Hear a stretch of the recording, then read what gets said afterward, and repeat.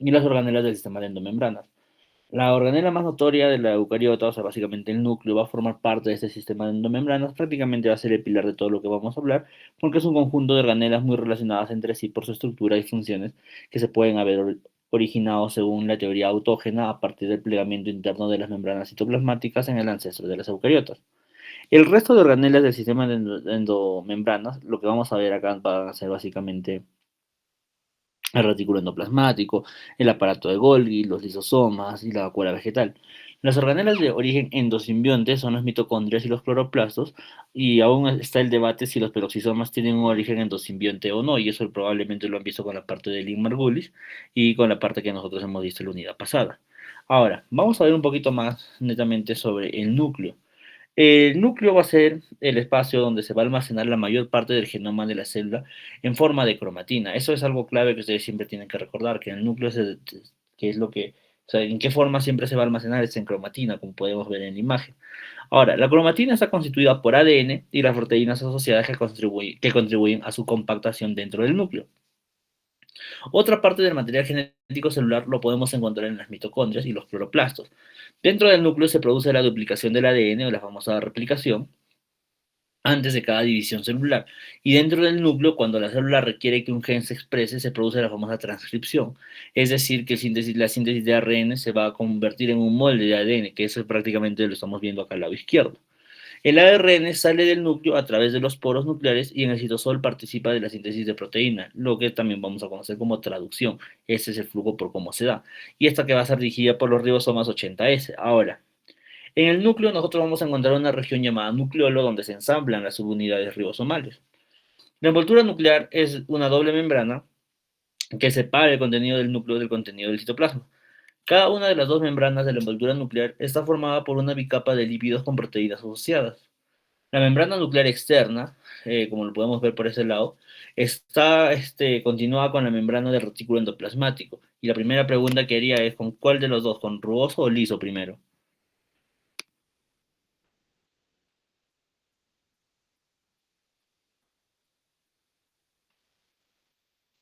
¿Alguien en el chat?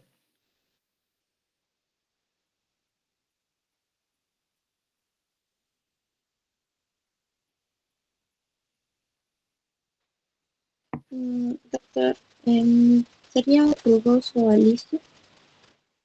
¿Ya alguien con alguna opinión diferente?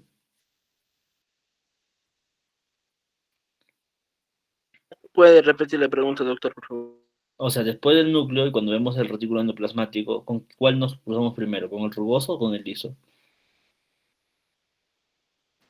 Doctor, por lo que yo recuerdo, solo por el tema de síntesis de la insulina, primero viene el rugoso por la preproinsulina, luego viene el liso por la proinsulina y por último el aparato de Golgi, donde ya sale la insulina. Perfecto. En realidad esa forma de recordar es algo que ustedes también tienen que practicar, o sea, tratar de no memorizar como tal, sino simplemente buscar relaciones en conceptos. Y sí, empezamos con el rugoso, pero ahora, cuando nosotros vamos a encontrar ese tipo de espacio, que es con el retículo endoplasmático, nosotros vamos a poder observar que van a haber ribosomas que van a estar asociados a la superficie citosólica de la membrana externa de la envoltura nuclear, y de esa misma manera como se asocian los ribosomas en el lado citosólico de la membrana del retículo endoplasmático rugoso. El espacio intermembrana que hay entre las membranas internas y externas de la envoltura nuclear, como podemos ver en el gráfico, se continúa con el lumen del retículo endoplasmático rugoso, como les venía preguntando. Ahora, los poros nucleares que se van a formar son grandes, son compuertas formadas por proteínas que van a ser atravesadas entre ambas membranas de la envoltura nuclear. Eso va a permitir el transporte de moléculas entre el interior del núcleo y el citosol. En la cara interna de la envoltura nuclear encontramos a la lámina nuclear, que es una red de proteínas del citoesqueleto, tipo filamentos intermedios que contribuyen a ensamblar la envoltura nuclear alrededor del material genético y proporcionar sostén estructural para la envoltura nuclear. Pero ante esto se nos viene un ejemplo, bueno, un concepto bien grande que es el de cromatina. Para nosotros hablar de cromatina, primero tenemos que entender de que el genoma es la totalidad de la información genética que se encuentra en una célula u organismo. Entonces, cuando hablamos del genoma humano, vamos a encontrar que esto va a estar repartido en 46 cromosomas en el núcleo. El genoma humano incluye también la información genética de las mitocondrias. Algo que en las plantas tiene cierta particularidad porque el genoma incluye no solo el ADN del núcleo de las mitocondrias, sino también el ADN de los cloroplastos. Esa es una principal diferencia tanto entre las plantas, como lo he venido mencionando, y los animales al inicio. Ahora, un gen es un segmento de ADN que contiene las instrucciones para sintetizar una determinada proteína o molécula de ARN. Cada cromosoma consiste en una sola molécula de ADN bicatenario, lineal, bastante largo y asociado a proteínas que pliegan y condensan el ADN en una estructura más compacta.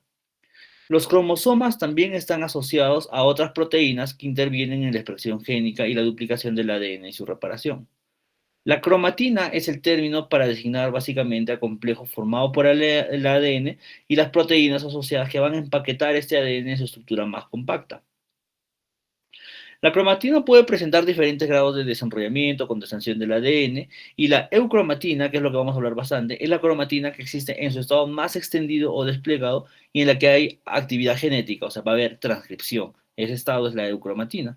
Mientras que los genes están siendo transcritos, se va a encontrar en la eucromatina, la que al estar más extendida permite el ingreso de factores de transcripción al promotor, entre otros reguladores. También durante la replicación, la eucromatina permite el ingreso de las proteínas asociadas con la replicación.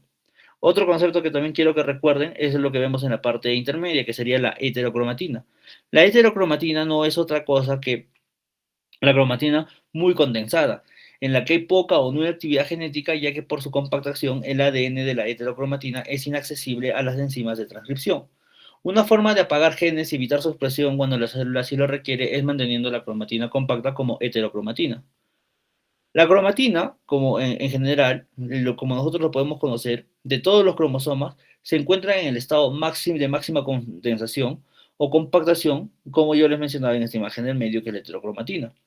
Ahora, esto durante la metafase y la anafase, en la fase de la mitosis, de la fase de la mitosis de la división celular, lo que nosotros vamos a tener es, durante la fase M, el ADN se va a enrollar y va a adoptar una estructura cada vez más compacta, formando cromosomas mitóticos. No hay expresión de genes durante la máxima compactación del ADN, o sea, en esta fase M, porque esta máxima compactación de los cromosomas permite una mayor individualización de los cromosomas y se pueda distribuir equitativamente los cromosomas entre las dos células hijas durante la división celular sin sufrir daños. Ahora, por ejemplo, en este gráfico lo que nosotros podemos ver básicamente es que un cromosoma cuyo ADN ha sido duplicado antes de la división celular y luego se ha compactado, cada copia de ADN corresponde a una cromatida hermana y se mantiene junta hasta antes de la anafase a nivel de una región del ADN denominada centrómero. Ahora, a esta región a nivel del centrómero, como podemos ver en la imagen, se une un complejo de proteínas denominada cinetocoro. A estas proteínas del cinetocoro se unen a su vez los microtúbulos del uso mitótico, los cuales van a permitir que esas cromátides hermanas se separen en la fase de la mitosis. Ese concepto que hemos visto muchas veces en la preo, lo vamos a ver más adelante, de cómo se va a dar este fraccionamiento, nace desde saber cómo nosotros podemos nominar una cromatina y cuál es la diferencia puntual entre una eucromatina y una heterocromatina, como que puede ser una pregunta de examen. Pero una vez que ya hemos hablado de esa forma de, esa funcionalidad, vamos a hablar ahora sobre otra característica puntual, que se vendría a ser sobre el nucleolo, ya que esta es una región del núcleo, con la diferencia que no va a estar rodeado de membrana, donde se encuentran ubicados los genes del ARN ribosomal. Es en este lugar donde se transcriben los ARN ribosomales a partir de sus genes. Las proteínas ribosomales son transportadas desde el citosol, básicamente donde se ha sintetizado, y van a atravesar los poros nucleares. Recuerden ese concepto de poros nucleares porque lo voy diciendo varias veces. Y es así como estos van a llegar hasta la región del núcleo, van a llegar a la región del nucleolo dentro del núcleo.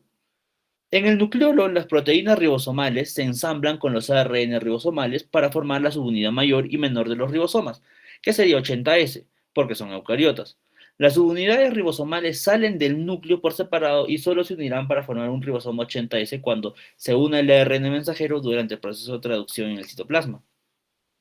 El tamaño del núcleo suele variar de acuerdo a la especie, aunque refleje la actividad metabólica de la célula, incluyendo la cantidad de ribosomas que se está produciendo. Entonces, con este concepto que yo les estaba mencionando netamente del poro nuclear, lo vamos a analizar de esta manera. Si bien es cierto, acá dice figura 15, en realidad este es del capítulo 12 y 13, como les mencionaba a un inicio. Ya, entonces, cuando nosotros hablamos sobre el complejo del polo nuclear, en realidad, tenemos que recordar que estos son compuertas de entrada y salida del núcleo, es como un pequeño espacio de apertura. El tránsito de moléculas se realiza en ambas direcciones a través de los poros. Las proteínas recién elaboradas destinadas al núcleo ingresan o prácticamente se importan desde el citosol, o sea, los absorben, es como que si se estuvieran metiendo, eso suena abstracto, pero es así. Y las moléculas de ARN sintetizadas en el núcleo y las subunidades ribosómicas ensambladas en él salen por esos poros nucleares y a eso se denomina que se están exportando. Entonces, importan a través del citosol y exportan cuando salen de la parte interior. El poro nuclear va a estar formado por alrededor de 100 proteínas diferentes, como vemos en la imagen de la derecha. Cada poro contiene una malla de proteínas a manera de un gel lleno de agua a través de los cuales las moléculas hidrosolubles pequeñas pueden pasar libremente y de manera no selectiva entre el núcleo y el citosol y evitar el paso de moléculas grandes. Pero la pregunta que nos podríamos hacer, ¿cómo regula el complejo del poro nuclear el paso de moléculas a través de él y no sea una simple coladera? ¿Qué opina?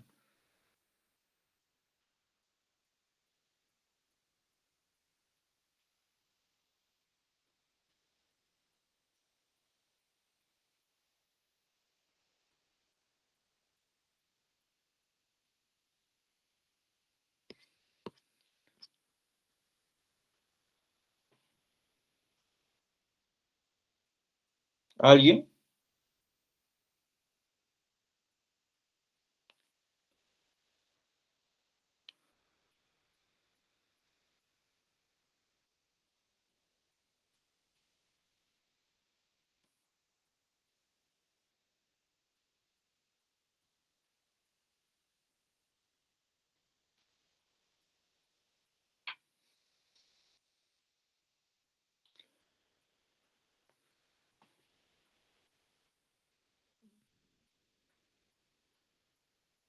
A ver, Milagros, ¿qué opinas? ¿Cómo se regula el paso a través de este polo nuclear? ¿O quiénes intervienen? ¿O quiénes influyen?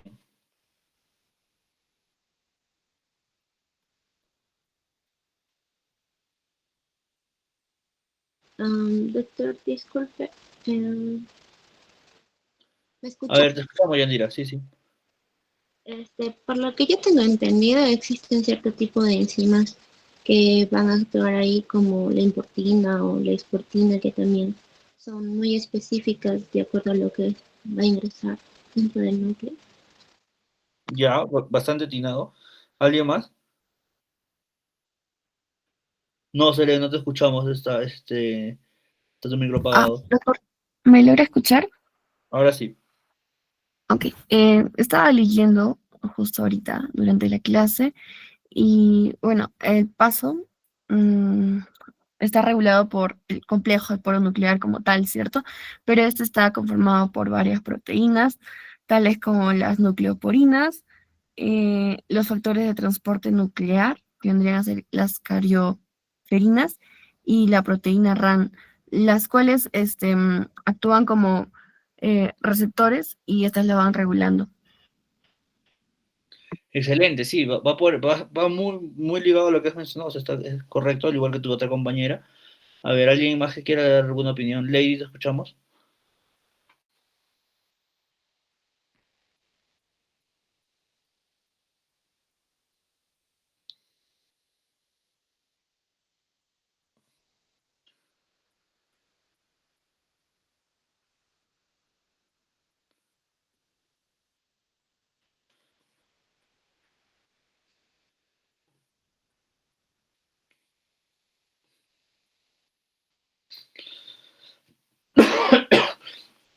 Ya, bueno, a ver.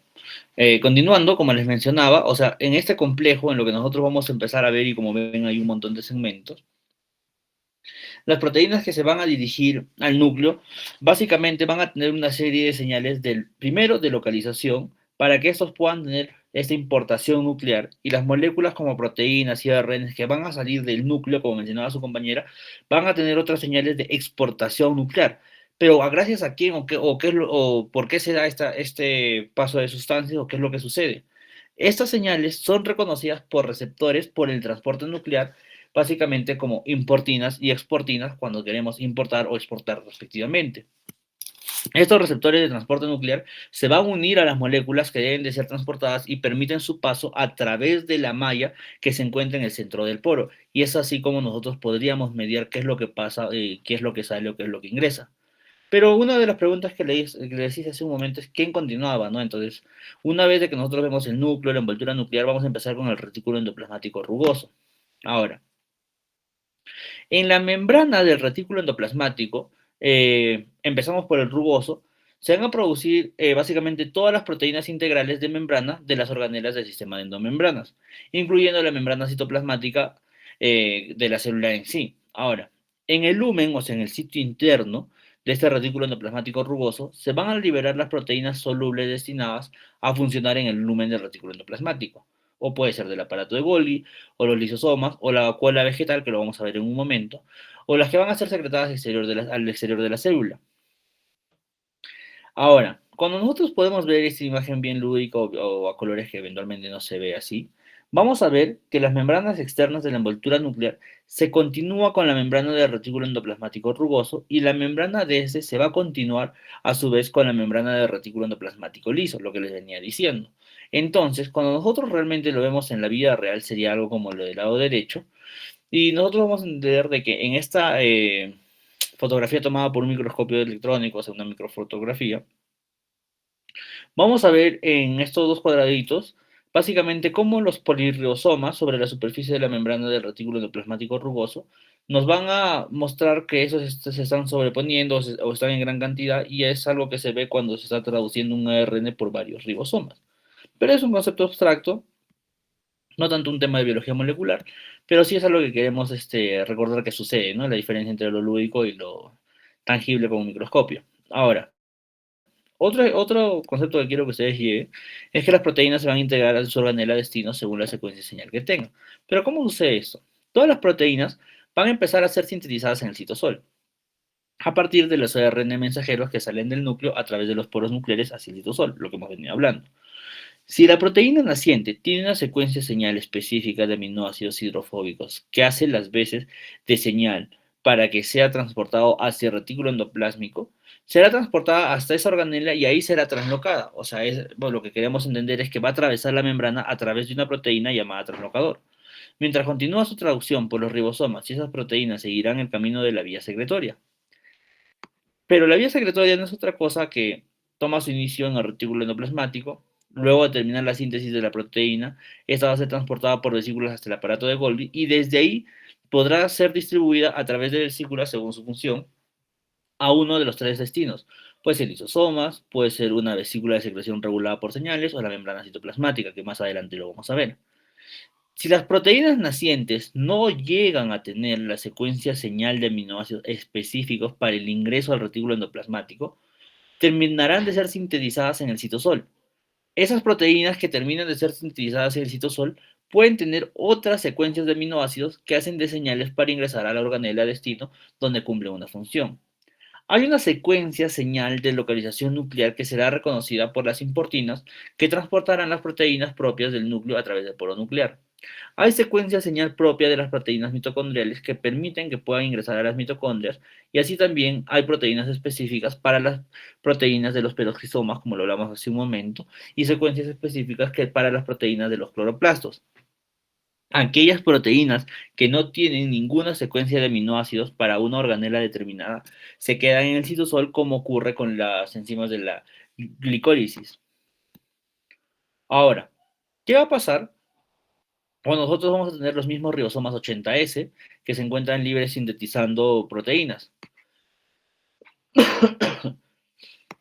Lo que nosotros tenemos que ver es que a través de estas subunidades de los ribosomas, que básicamente van a estar en el citosol de las eucariotas, los 80S están disponibles para traducir tanto las proteínas que terminarán de ser sintetizadas completamente en el citosol, como también para traducir las proteínas que tienen una señal para ser llevadas al retículo endoplasmático. No es que hayan ribosomas especiales para el retículo endoplasmático y ribosomas especiales para la traducción en el citosol. Yo quiero que se entienda esto como un todo, porque son las mismas subunidades de los ribosomas 80S que pueden ser reutilizadas en cualquiera de los casos. lo que dirige si una proteína naciente se termina de sintetizar en el citosol o esta va a ser transportada al retículo endoplasmático rugoso, en realidad no es el ribosoma ni esta subunidad en sí, sino la secuencia específica de aminoácidos de la proteína naciente que va a servir de señal para ser reconocida básicamente por las partículas reconocedoras de señal o lo que puede venir a ser con sus siglas el famoso SRP, como lo podemos ver en este lado.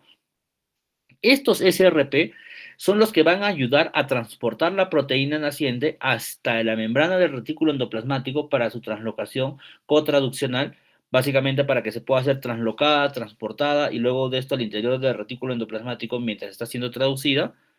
Y si esto no va a estar presente, esta secuencia señala en la proteína naciente, o sea, este CRP, la proteína va a terminar siendo sintetizada en el citosol. Esa gran diferencia, o prácticamente quién va a dar ese tipo de determinación, el SRP, y es ahí como nosotros lo podríamos ver. Ahora vamos a pasar y vamos a dar un paso siguiente para hablar del retículo endoplasmático liso. El retículo endoplasmático liso es una red de túbulos muy finos que están conectados a las cisternas del retículo endoplasmático rugoso. En temas sencillos o como cuando lo aprendían en la pre, es lo que continúa, es como que la seguidilla de estas columnas. Tienen sus particularidades, pero de manera grotesca, para que lo memoricen de esa manera, no hay ningún problema. Una de sus funciones más importantes es la de síntesis de los lípidos de la membrana de la célula. Ahora, además vamos a también ver otras funciones dentro del retículo endoplasmático liso y es algo que sí me gustaría que lo memoricen porque de una u otra forma es de lo poco que puede venir en un STEP o de lo que podría venir en alguna pregunta del ENAM de manera de ciencias básicas. ¿Qué otras funciones vamos a tener con el retículo endoplasmático liso? Detoxificación de compuestos orgánicos liposolubles. Detoxificación de compuestos orgánicos liposolubles. Vamos a poder también nosotros desfosforilar la glucosa 6-fosfato procedente de la hidrólisis del glucógeno, algo que lo están viendo en bioquímica, porque ustedes saben que de glucógeno a glucosa va a pasar y ya. Entonces, para que pueda ser transportado tanto del hígado a los otros tejidos, esa desfosforilación, gracias a quién, a ese famoso REL, retículo endoplasmático liso. Lo que también vamos a ver es que van a formar gotas lipídicas donde se van a almacenar lípidos de reserva, como los triglicéridos y los esteres de colesterol. Estas gotas lipídicas son características de los adipocitos, células en las que almacenan los lípidos como reserva. Almacenamiento y liberación rápida de calcio en células excitables como las células musculares es algo que también se conoce y es algo que también suelen preguntar básicamente por la parte de los miocitos. Ahora, ¿cómo es que sucede este almacenamiento del calcio en algunos de estos espacios? Y quiero que lo vamos a ver de esa forma, como una U. ¿Qué sucede básicamente? Recordar que nosotros como retículo endoplasmático liso, muchas veces podemos almacenar iones de calcio. Esta función es muy importante para determinadas células como la célula muscular. A ver, en las células musculares, el retículo endoplasmático liso, lo que nosotros le vamos a llamar va a ser de otra forma. Vamos a hacer el famoso retículo sarcoplásmico. Cuando se produce el potencial de acción en las células nerviosas motoras, el impulso nervioso produce la liberación del neurotransmisor de acetilcolina al espacio sináptico para unirse al receptor tipo canal de sodio presente en la membrana de la célula muscular. El receptor tipo canal de sodio, como podemos ver en este gráfico, ¿se están viendo la flechita? A ver, bueno, puntero. Sí, ¿no?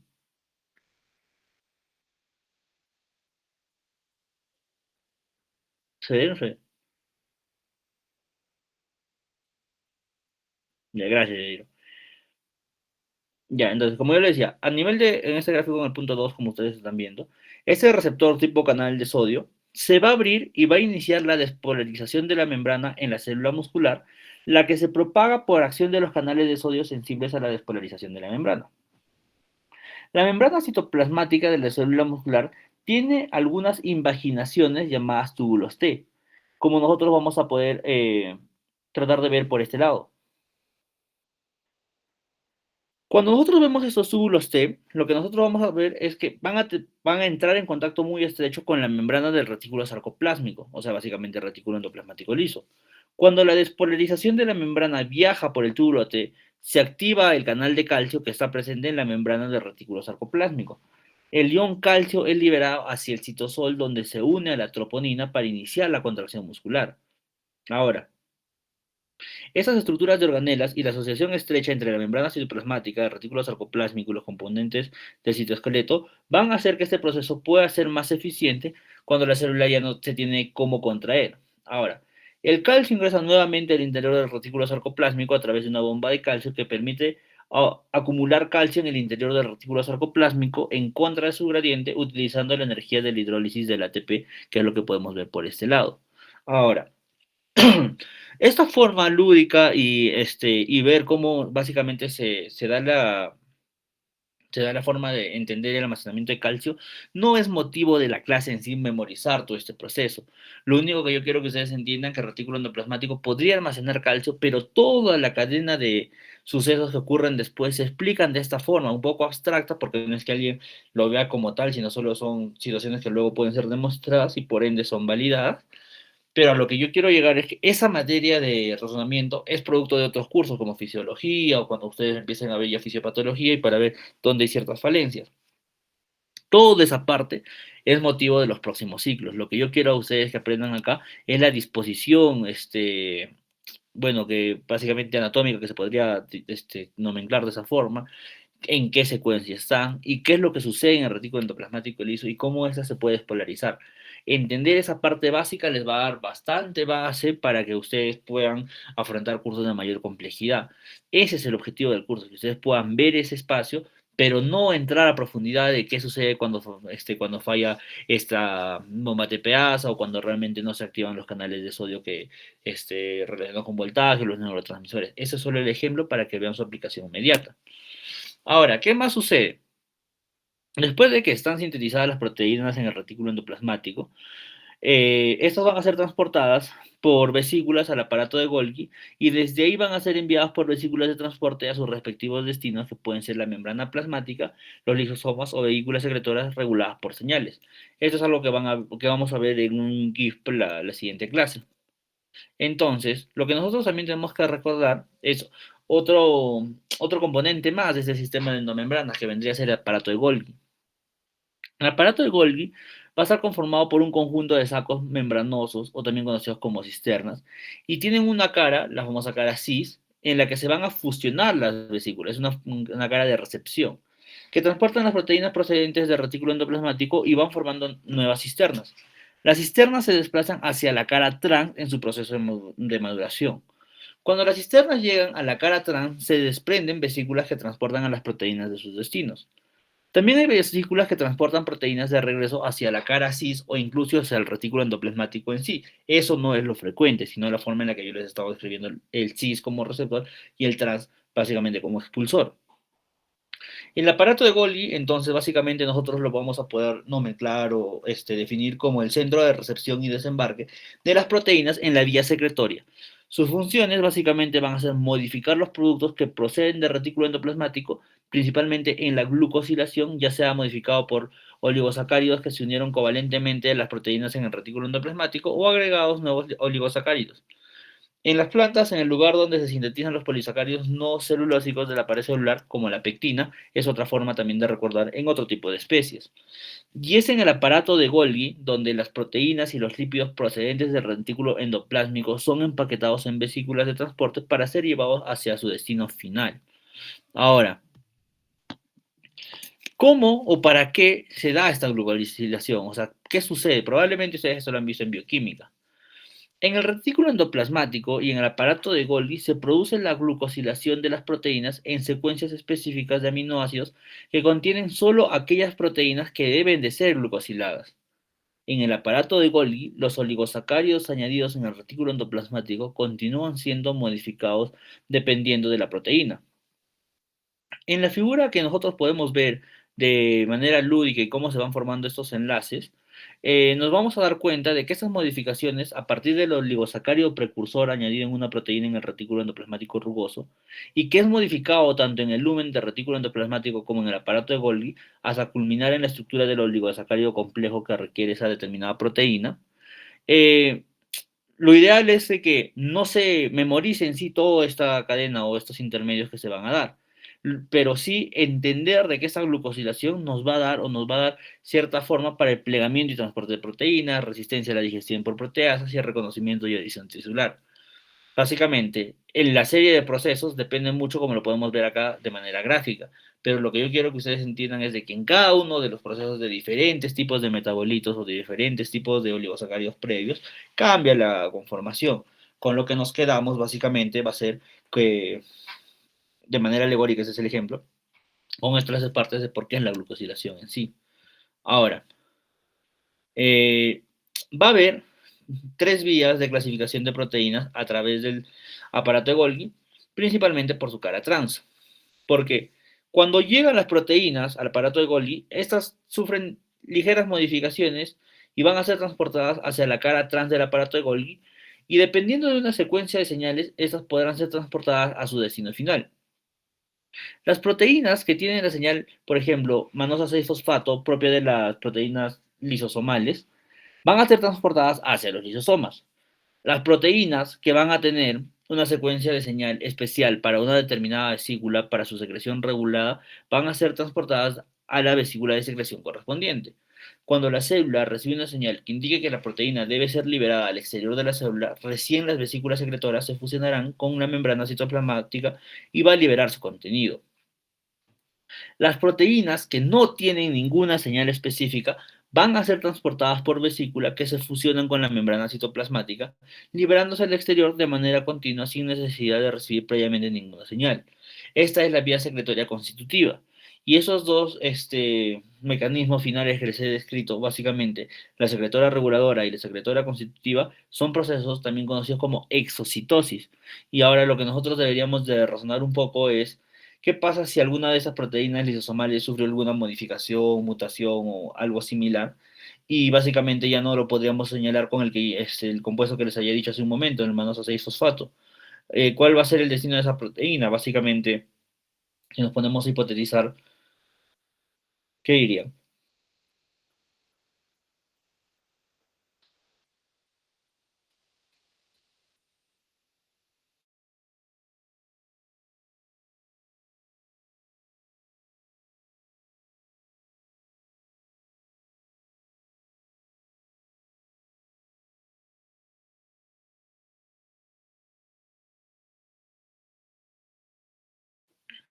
Exacto, bueno, nadie lo ha mencionado, pero asumo que lo han estado razonando. O sea, si bien es cierto hay un receptor de manoso 6-fosfato, si este no se encuentra, por alguna razón, o se clasifica diferente y se va por la vía 2 o 3, o simplemente sufre alguna mutación para que se vaya adaptando y termine teniendo ese desvío lisosomal, pero ya es por un proceso netamente de adaptación que por ende puede desencadenar con alguna mutación o algún daño o algo anormal a lo que realmente uno podría continuar viendo.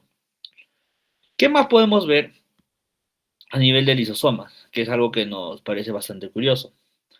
Los lisosomas van a ser organelas membranosas que pertenecen al sistema de endomembranas porque se van a originar a partir de vesículas que proceden del aparato de Golgi. Una característica importante de estas organelas es que su pH interno es ácido y tiene aproximadamente un pH de 5 en comparación al pH del citosol, que aproximadamente es de 7.2. Ahora, el lisosoma básicamente va a tener 100 veces la cantidad de protones que hay en el citosol, considerando de que el pH es una escala logarítmica. La gran pregunta sería, ¿por qué se acumulan tantos protones en el interior de los lisosomas? A ver, ¿alguien que pueda contestar eso?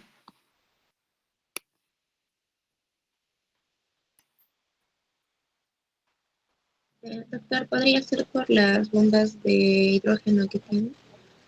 Perfecto, todo bastante cerca. ¿Alguien más?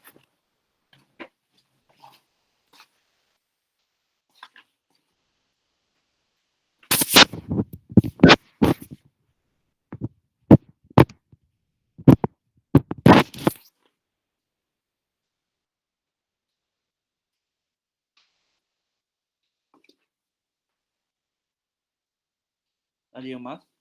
Robert, ¿qué opinas?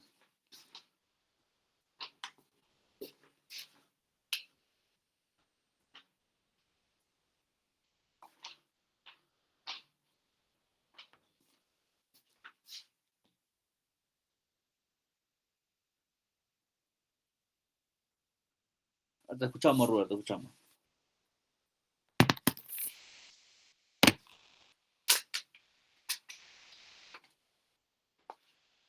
Te escuchamos, Rubén.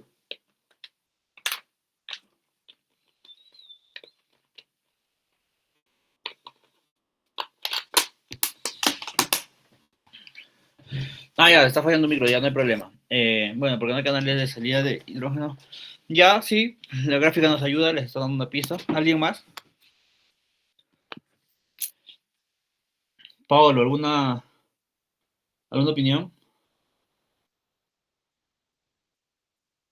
Sí, concuerdo con mi compañero, doctor.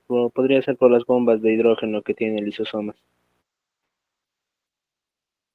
Ya. ¿Alguna opinión extra?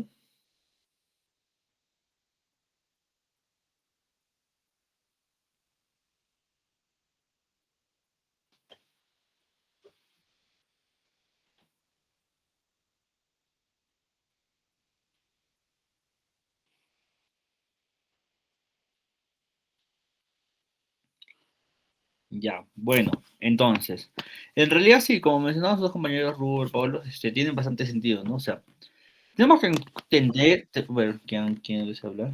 Te escuchamos, Pablo. También, doctor, puede ser porque como el lisosoma tiene un pH ácido, necesita más hidrógeno, más moléculas de hidrógeno para mantener ese pH. Ya, sí, bastante lógico, o sea, básicamente por gradiente también podríamos decir que se podría dar. ¿Hay alguien más?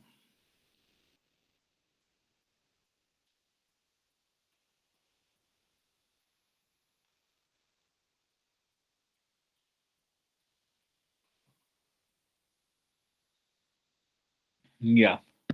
Las enzimas son dependientes de ácido, doctor. ¿Cómo? Las enzimas son dependientes de ácidos. A ver, Ley, para poder exposar tu pregunta, ¿podrías hacer un poco más para entender?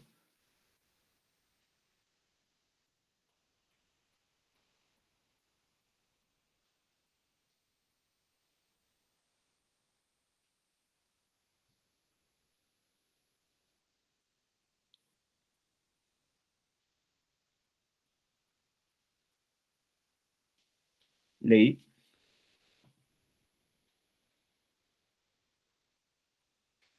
Ya, o sea, sí, las enzimas no son dependientes de ácidos en sí, más bien están, o sea, tienen este nombre netamente por el medio que se encuentran y básicamente dónde van a actuar, pero no son dependientes de ácido como tal. O sea, en este caso, estas hidrolasas, ¿no? Porque sí hay enzimas que se activan cuando están en un medio ácido o que se inactivan cuando están en un medio básico, pero es otro cantar, ese es de otro lado. Pero vamos a ir redondeando la idea en este punto. El lisosoma, o sea, en su membrana que se tiene, va a tener bombas de protones, como mencionaban sus compañeros, que básicamente van a hacer el transporte al interior del lisosoma, que va a ir en contra de su gradiente electroquímico utilizando la energía de la hidrólisis del ATP. Entonces, en pocas palabras, nosotros podríamos decir que este es un transporte activo primario. Ahora, en las condiciones del pH ácido, en el interior de los lisosomas se encuentran hidrolasas ácidas, llamadas así porque su pH óptimo para canalizar las reacciones, básicamente se van a necesitar un pH ácido que se encuentra en los lisosomas. Por ejemplo, en las enzimas que también hablaba su compañera, las enzimas hidrolasas, van a catalizar, o sea, van a hacer que estas reacciones sean más rápidas, básicamente como las reacciones hidrolíticas, que nos van a permitir romper enlaces covalentes de proteínas como las proteasas, o de ácidos nucleicos como las nucleasas, y de carbohidratos como las glucosidasas. De lípidos, lo mismo, la misma lógica con las enzimas, y lo mismo con glucosa fosfato, con estereosulfato y con los enlaces de fosfolípidos. Ahora, entre otras reacciones hidrolíticas que nosotros podemos ver son las que vemos en este gráfico y los que están listados ahí debajo de hidrolasa ácida. ¿Y cómo se van a empezar a deducir la función principal de esas organelas? Básicamente es porque es la digestión de los compuestos orgánicos, también mediados por esa parte de la acidez. Ahora, hay tres vías de degradación en los lisosomas y eso tuvo mucho que ver para dar un premio Nobel cuando lo descubrieron. Los lisosomas, con sus enzimas, como las hidrolasas, lo que van a hacer va a ser degradar, o sea, van a digerir y van a tener diferentes compuestos orgánicos en las células para que puedan llegar hasta los lisosomas por tres vías: pinocitosis, fagocitosis y autofagia. Algunos a la pinocitosis le conocen como endocitosis, a la fagocitosis como endocitosis, eh, y piensan que solo hay endocitosis y autofagia, pero en realidad son tres compuestos. Por ejemplo, la pinocitosis básicamente nos va a dar, o una forma de recrear es como cuando alguien estuviera naciendo, una pequeña célula. Esta célula bebé es una forma de endocitosis a través de la cual ingiere el líquido y pequeñas moléculas a través de las vesículas que se tienen alrededor se van a empezar a desprender de la membrana citoplasmática y van a transportar su contenido hasta los endosomas. Los endosomas se fusionan con los lisosomas, donde se digieren el contenido con la ayuda de las hidrolasas. Una segunda vía es por fagocitosis, que significa que las células van a comer o prácticamente estas las van a embeber, que también es como otro tipo de endocitosis en la que la célula incorpora material sólido a partir de vesículas de mayor tamaño llamadas fagosomas, y este es otro término que creo que lo deben empezar a mencionar. A través de la fagocitosis, las células pueden incorporar básicamente estructuras de gran tamaño, como una bacteria completa. En la fagocitosis, los fagosomas también se fusionan con los lisosomas donde se digieren su contenido. Y el tercero, que no tiene que ver con la endocitosis, la vía de autofagia, básicamente se traduce como auto uno mismo, fago, comer, como si se comiera uno mismo, en el cual las proteínas y organelas dañadas o en desuso de la propia célula son rodeadas por la membrana de una organela donante, que puede ser el retículo endoplasmático, formando una vesícula de doble membrana, el autofagosoma, que a su vez se fusionan con el lisosoma degradando su contenido. Osumi, un doctor que en el 2016 recibe el Premio Nobel de Medicina y Fisiología, básicamente recibe este premio por sus conocimientos y sus conceptos en autofagia. Si bien es cierto, esto no lo hacen en eucariotas, lo hacen levaduras, menciona o describe que la autofagia básicamente es una fuente rápida de energía y molécula para la renovación de tejidos en condiciones de inanición u otros tipos de estrés. Recordar que la autofagia no solo en condiciones de escasez de nutrientes, sino también en los procesos de diferenciación celular y como mecanismo de defensa contra bacteria y virus y el envejecimiento propio del ciclo de la vida. Las deficiencias en genes de autofagia están relacionadas con enfermedades como el cáncer y alguna otra enfermedad genética. Pero hay un tema que nosotros lo estamos dejando de lado, que vendrían a ser las vacuolas. En sí, eso es netamente célula vegetal, nosotros no estamos orientando para el mundo médico, pero siempre es bueno tener un panorama un poquito más amplio también en plantas para que cuando vean farmacología o infectología entiendan un poco por qué estas con vacuola a nivel patológico tienen cierta particularidad. Las vacuolas vegetales básicamente tienen una similitud a estos lisosomas que ya lo hemos venido hablando, básicamente porque también van a tener un pH ácido originado a partir de bomba de protones. En la vacuola de las células vegetales también se produce la digestión de moléculas, además puede almacenar gran cantidad de iones y en algunos casos también puede almacenar moléculas como sacarosa y también se va para el lado nocivo que podrían ser como una defensa para los herbívoros. Ahora, las semillas pueden almacenar en la vacuola proteínas y en las flores se pueden almacenar pigmentos que le van a dar el color a sus pétalos. Entonces, esas vacuolas no es solo un acúmulo de agua, sino de ciertas particularidades que dependiendo de la etapa de vida que estén en sí esas plantas, se empiecen a expresar. Por ejemplo, nosotros en este gráfico que nosotros vamos a ver por este lado, que lo estoy poniendo acá, lo que nosotros podemos ver es cuando hablamos de transporte activo, netamente, vamos a tener de dos tipos, que ahí está, como podemos ver en esa gráfica, el transporte activo secundario y el contratransporte tipo antiporte.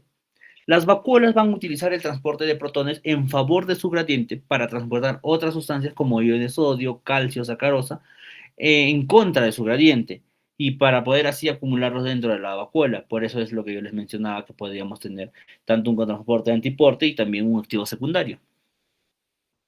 Otra función importante es la de regulador homeostático, regulando el contenido del agua, manteniendo constantes las concentraciones de los solutos en el citosol, ya sea cediendo de agua al citosol cuando las células se encuentran en un medio hipertónico o reteniendo el agua en un medio hipotónico. En medio hipotónico, la vacuola ocupa gran parte del volumen celular y ejerce presión sobre las paredes celulares, haciendo que la célula esté turgente. Las demás organelas del citoplasma quedan ubicados hacia la periferia de la célula. En un medio hipertónico se produce plasmólisis. La vacuola cede agua reduciendo su tamaño, lo que trae como consecuencia que las células también reduzcan su tamaño y queden ubicadas en el centro, mientras que las paredes celulares mantienen su forma. Como podemos ver en este GIF, nosotros nos vamos a dar cuenta de cómo empieza a salir, por qué tipo de retículo en este caso. La primera parte del gráfico, ¿qué retículo sería?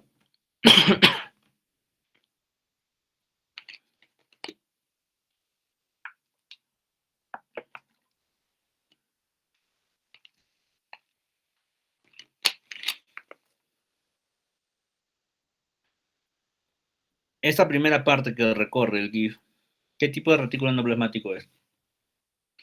No, vamos a preguntar, es algo muy simple. Rugoso, doctor. Bacán. Rugoso, liso, y luego sale y se va a la parte de la... ¿A qué parte se va? El aparato de Golgi. Ya al aparato de Golgi puede ser, muy bien. Ahora, cuando sale esto, ¿por qué cara sale? Para cis. Ya, perfecto. Hasta ahí creo que entonces ha quedado bastante claro. De cómo puede salir esta proteína, que va a tener un destino que puede ser mitocondria, cloroplasto, peroxisoma, nucleosoma, no necesariamente el aparato de Golgi como tal, pero a lo que nosotros estamos tratando de llegar, puede ser la membrana también, es de manera gráfica cómo esa secuencia tan simple, pero se han dado cuenta en todo lo que hemos hablado de qué depende o cómo esto se va dando. Hay otra pregunta bastante clara o bastante gráfica de decir, ¿cómo se van a llegar a formar las vesículas? ¿Alguien, alguna idea, alguna forma de cómo se forman las vesículas? De todas formas está ahí la gráfica.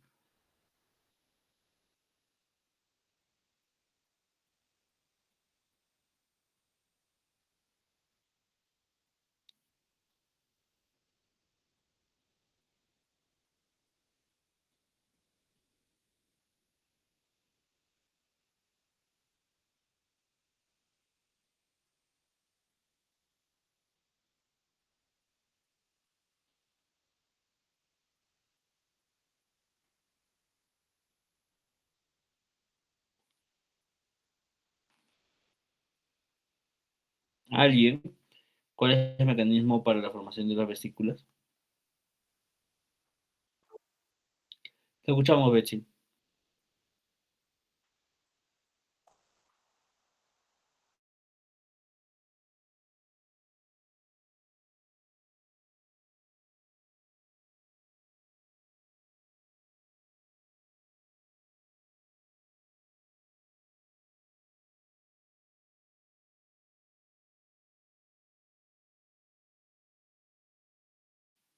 Ya, perfecto. ¿Alguien alguna idea más?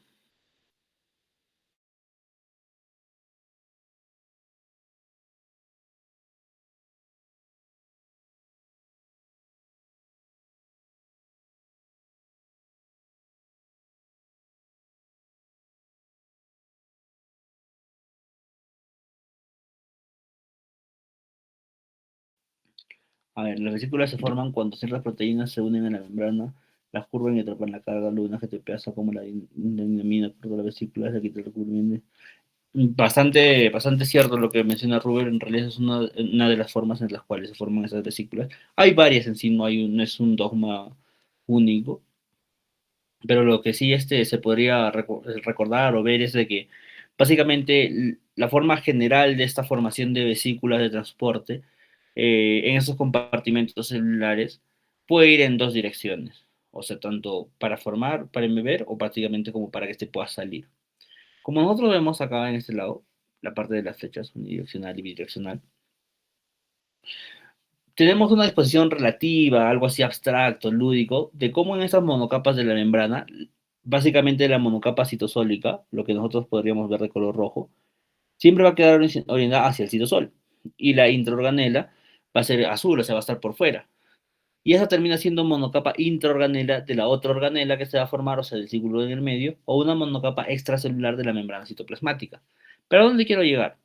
Cuando nosotros vemos esto es muy simple, entonces ya está en el razonamiento de esta parte. ¿Qué sucede? Nosotros vamos a representar cómo la vesícula se va a separar de una membrana a este proceso, básicamente, de exclusión. También nosotros lo podemos conocer como fisión o gemación. Esta vesícula que se ha ido formando que se va a separar es transportada y va a ser fusionada a la membrana de otro compartimiento, que se podría decir la membrana blanco, o la membrana objetivo. La vesícula va a quedar integrada al compartimento blanco y tanto las membranas de las organelas como la membrana citoplasmática pueden formar vesículas para fusionarse luego a diversas membranas blanco. Como esto se podría entender que es un proceso de fisión, transporte, fusión para darse una distinta dirección en la célula.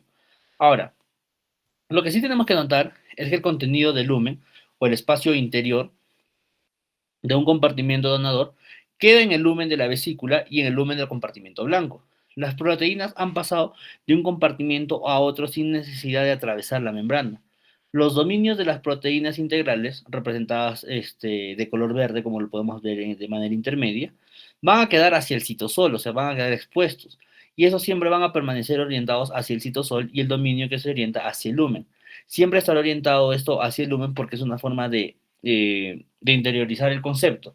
O sea, la forma en la que se va a ver de manera externa, en realidad esto es algo que siempre se va a dar de esta forma. Y lo que sí es necesario recordar que cuando nosotros decimos el compartimiento blanco o el compartimiento objetivo, básicamente es esto. No es por un color en sí, sino es el compartimiento al cual queremos llegar y a dónde va a estar destinada esta vesícula. Es como cuando nosotros estamos tratando de tirar al blanco, o sea, tratar de hacer esa analogía, y es a dónde queremos llegar. Ahora, en otros lugares o en otra nomenclatura no le dicen compartimento blanco, también le dicen compartimento diana, entonces entiendan de que esto también o sea, es lo mismo, ¿no? O sea, compartimiento blanco, compartimento Diana. Ya, si quieren ser muy puristas, recordar que Diana es básicamente por la mitología romana, ¿no? Entonces, la cazadora en aquel entonces, o sea, era una cazadora con flecha, ese es lo que le conocen como Diana, por eso algunos dicen molécula blanco, molécula Diana. Diana ya saben de dónde viene, es un término netamente curioso. Ya para acabar, así como hemos visto esto en simple, hay particularidades de que vamos a ver en cada uno de estos lados, no, bueno, perdón, en cada uno de estos extremos. ¿Qué es lo que vamos a ver acá?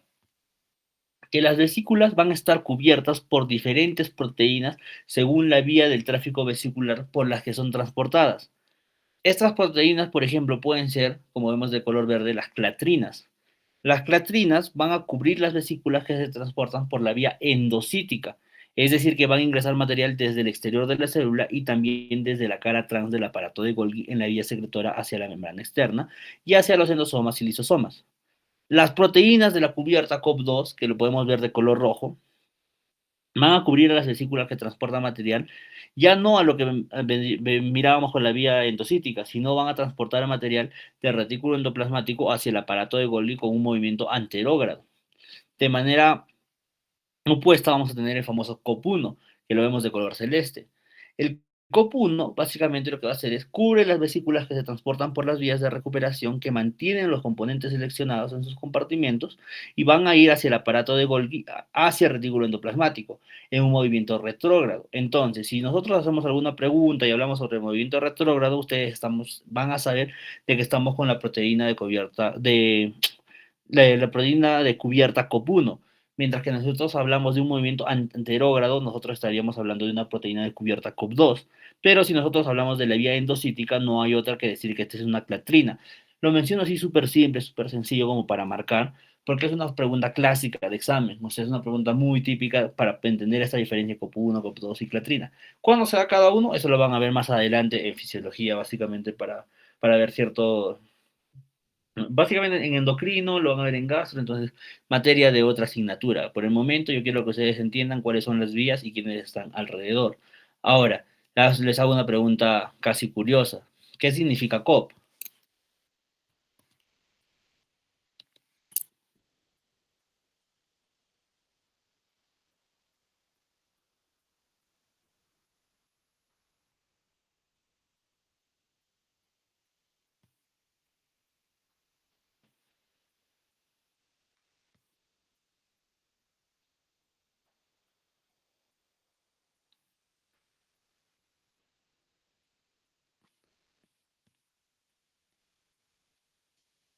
COP es una sigla, básicamente, ¿no?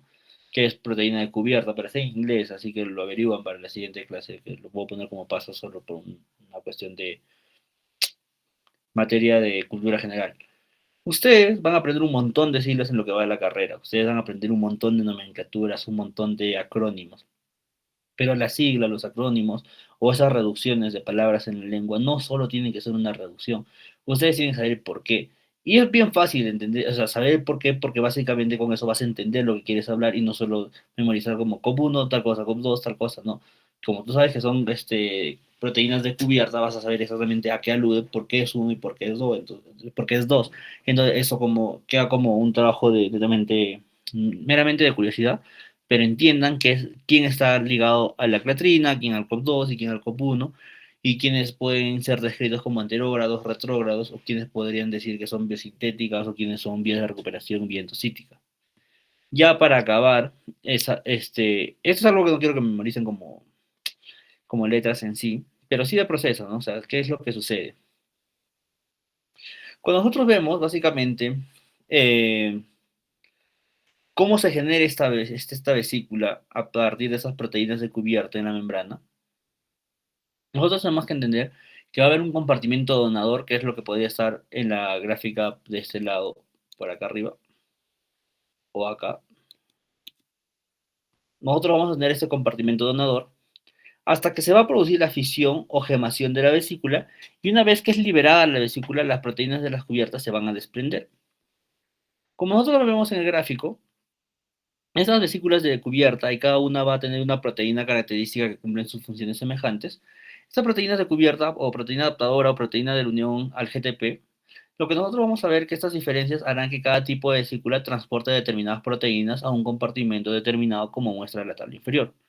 Las proteínas, al ser transportadas, tendrán una determinada secuencia señal que es reconocida por cada tipo de vesícula cubierta. No es necesario que se tengan que memorizar cada una de esas tablas, pero lo que sí básicamente es lo que nosotros vamos a tener que entender de cómo se van a dar estas vesículas de cubierta o básicamente a quién nosotros vamos a tener que comprender. Más allá de clatrina, COP1, COP2, básicamente ahí queda.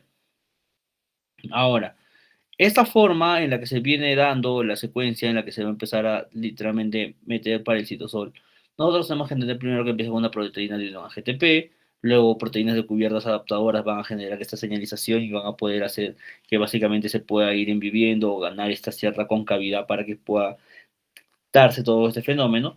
Y finalmente las proteínas receptoras que van a permitir cómo englobarlas y cómo terminar básicamente ya excluyéndolas, que es el paso intermedio que habíamos visto en el gráfico anterior. Ahora, si nosotros queremos ver netamente del ensamblaje y desensamblaje de una vesícula cubierta de clatrina, lo que yo quiero que ustedes vean, bueno, este gráfico, este es el producto de todo lo que vamos a ver acá, pero que lo vean en orden, o sea, como un ciclo, no que lo memoricen qué hace cada uno, o sea, esa forma de memoria no les va a servir para esta parte básica que lo que ustedes tienen que entender lo que ustedes tienen que hacer es entender. La memoria déjenlo para los últimos ciclos. Porque, ¿qué pasa? Lo que nosotros vamos a ver es este ensamblaje y también cómo se va a desensamblar, porque básicamente uno es la continuidad del otro y así sucesivamente, de esas proteínas de cubierta, básicamente que van a estar mediadas por clatrina.